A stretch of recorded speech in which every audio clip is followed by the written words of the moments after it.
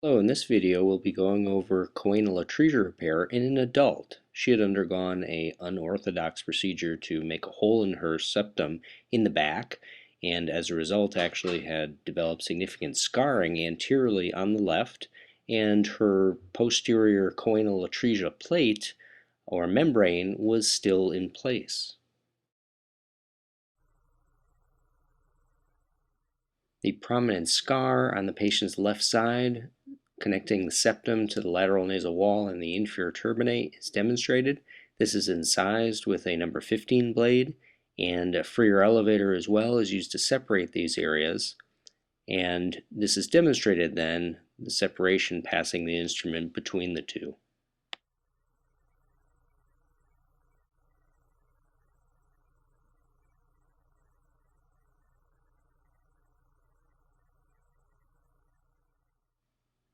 We'll then perform a non-endoscopic septoplasty to straighten the septum before we approach posteriorly. On the left side, we can see a plate and as well a large hole through the posterior septum.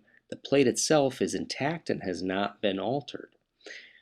Looking then through the patient's right side, we can see the large hole through the posterior aspect of the septum and as well a plate posteriorly, which is the patient's choanal atresia site.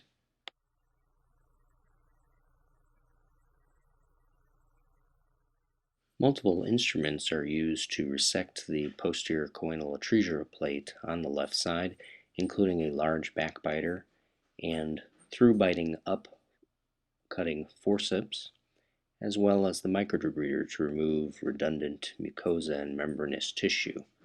As well, we'll also use a drill to reduce bone from this plate inferiorly as well as superiorly, maximizing the airflow.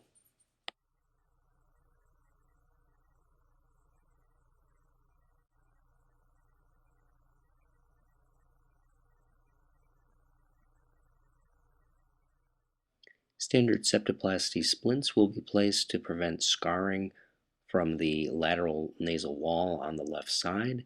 In the final appearance, we see that the patient has a good opening posteriorly, allowing excellent airflow. Thank you for watching.